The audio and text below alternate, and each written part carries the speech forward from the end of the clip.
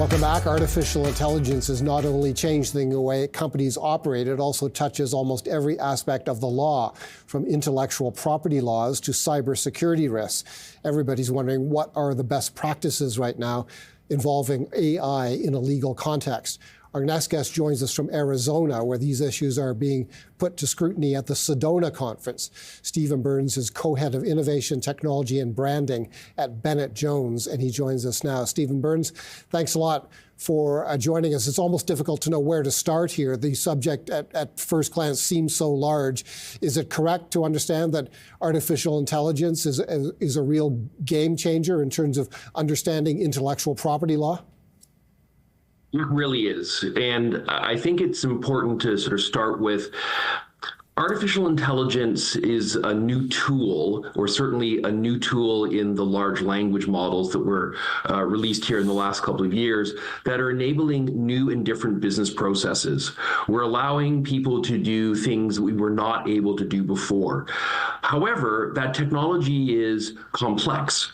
And with any new technology that's complex and is rapidly evolving, you begin to see, which is what we're talking about here at the conference, the need for those who are involved in the law to come together and understand the technology, understand the intersections with the law, the current issues, challenges, and changes that are arising or are likely to arise, and the policy considerations that will drive recommendations on how those laws should change. Just as a quick example, there's problems in the technologies itself. We're used to computational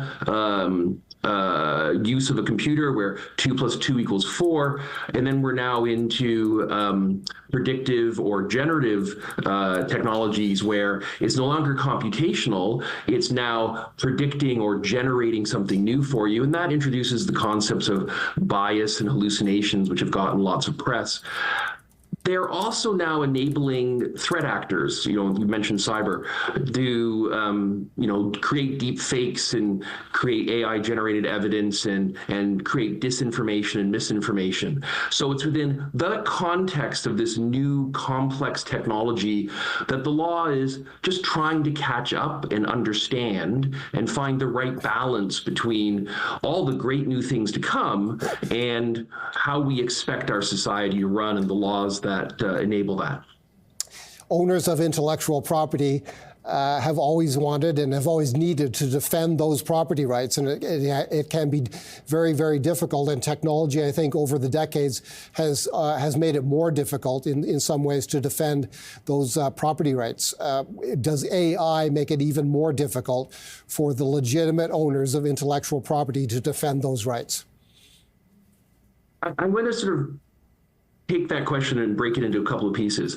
I think the first thing we need to consider is, what does the new tool let us do? And in many ways, the new tools accelerate innovation. They enable us to take large data sets and innovate and find answers to problems in a much more quick and efficient manner. So AI, in some ways, is accelerating innovation rights.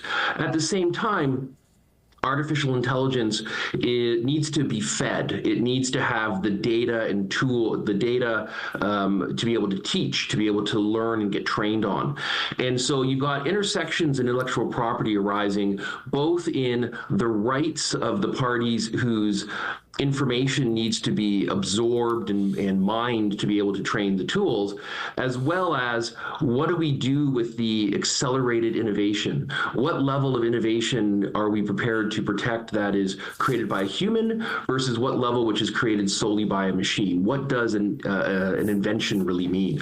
And those are policy choices which many of the governments around the world are beginning to really struggle with and try and find the right balances. You are a Canadian lawyer. You're based in Calgary at Bennett Jones, is my understanding. You're in Arizona, which strongly suggests that you're bumping up with lawyers from the United States. To what degree are these issues common in the United States and Canada, and in fact other countries where civil law and civil law precedent are different?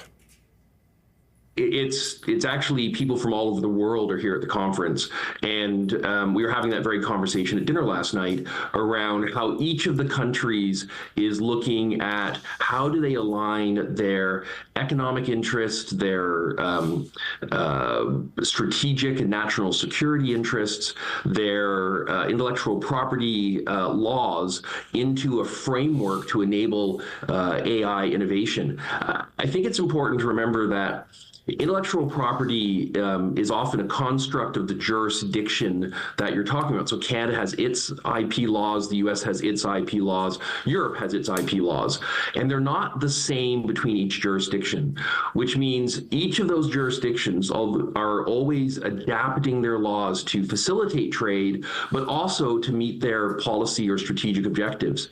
For example, we've just seen in the US a number of executive orders involving artificial intelligence directing significant investments into maintaining and securing the U.S.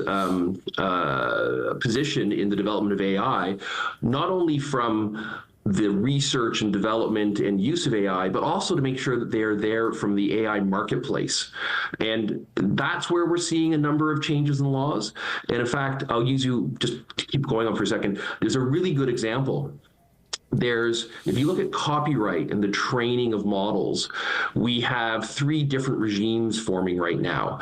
We have a regime forming in Asia, which gives you an exemption from copyright to go and use the data for the purposes of training AI models.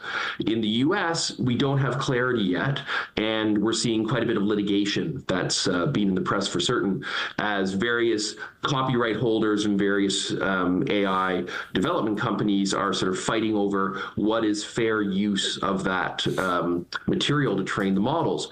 In Europe, we've seen a hybrid model of use for research, but then use for commercial use as long as you've enabled an opt-out mechanism. So each jurisdiction is grappling with how to stay relevant in the AI marketplace and the rapid speed of development, while also finding what is the policy decision they're going to have, blending the AI or balancing the AI rights of the developer and the rights of the copyright holders.